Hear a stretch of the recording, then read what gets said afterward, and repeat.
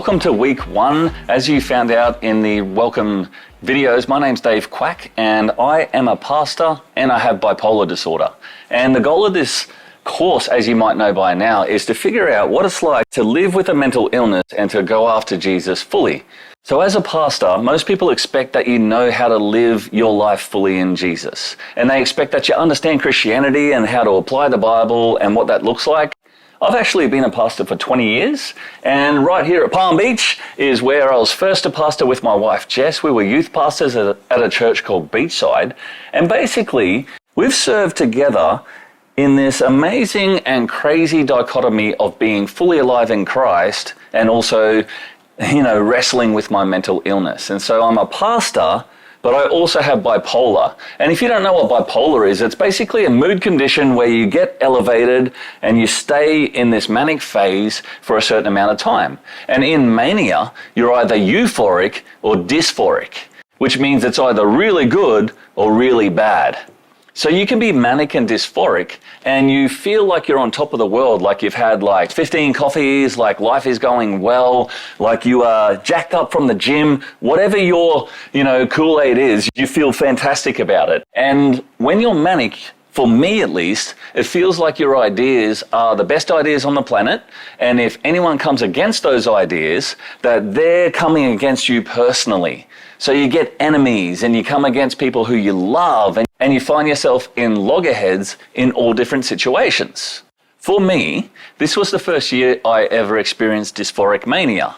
And so all the elements of being depressed were matched with all the energy of being manic. And so I was dark and my thoughts were horrible and I wanted to hurt people and I wanted to, think about destruction, and I'd daydream about someone trying to hit on my wife just so I could bash them and hurt them. It was like I needed some moral compass to funnel my anger into, and it was really twisted. And so when you really come down to it, I am not mentally well. I have issues, I think things I shouldn't think, I desire destruction when I shouldn't. I've got an addictive personality.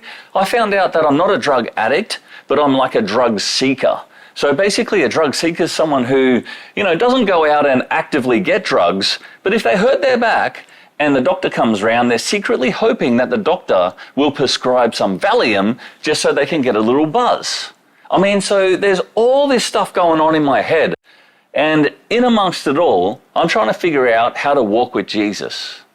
And what I've found to be most freeing in the whole thing, so that even though I'm a pastor with bipolar, neither of those two things define who I am.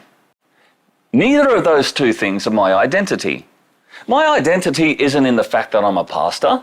There is nothing more spiritual or holy about being a pastor than a bricklayer, than a teacher, than a surf instructor. All of those things can be calls of God, and if you do them to His glory, they all give Him praise. So my identity is not about being a pastor, and my identity is not about being someone with bipolar. I have bipolar, but being someone with bipolar isn't my identity. I'm not known as Bipolar Dave.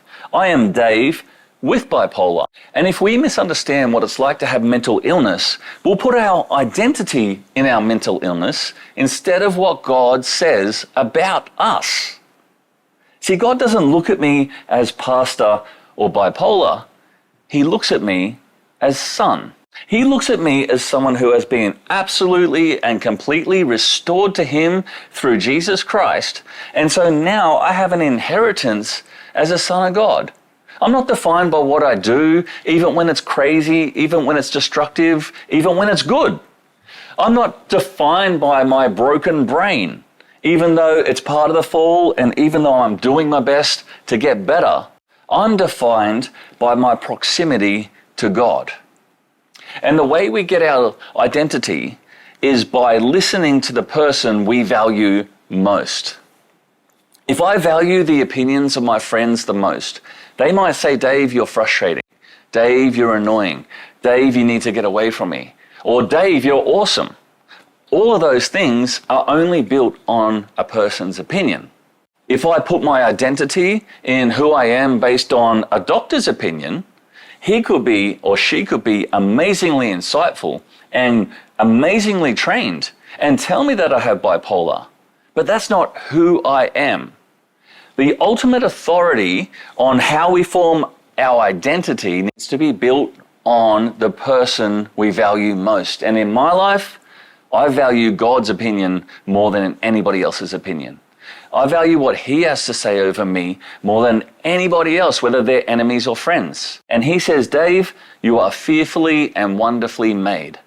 Dave, you are my son. Dave, I love you and I like you. Dave, I want to be in relationship with you and walk with you and pour out my grace upon you. And sometimes when I mess up, I come to God and I say, man, I'm such a broken individual. And He says, I know, but that's why I sent Jesus to redeem the brokenhearted. My life is absolutely full and absolutely chaotic. My life is fantastic and horrible and great and frustrating. I have some days when I'm holy and other days when I'm a maniac. And all of that doesn't change how God sees me. He sees me as His son. And so before you go forward in this course, what I have to implore you to do is make sure that you're building your identity on what God says about you. Don't build it on what anyone else has said about you. Not the good or the bad. You need to build it on what God says about you. And in our journal, you're going to have some Bible verses that I want you to read and think about. And those Bible verses will talk about God's perspective of you. See, if we have the misunderstanding that God is against us, we are going to live like God is against us. But even in my brokenness and even in my turmoil, I know God is my dad and I'm going to live as a son. So this week, we're going to have a whole bunch of devotions around who we are in Christ, and I encourage you to do them every single day. Make sure you watch the 1-minute videos, make sure you engage with the journaling, and take some time to be with God and let Him reveal to you how much He absolutely loves you and is for you and wants to be in relationship with you.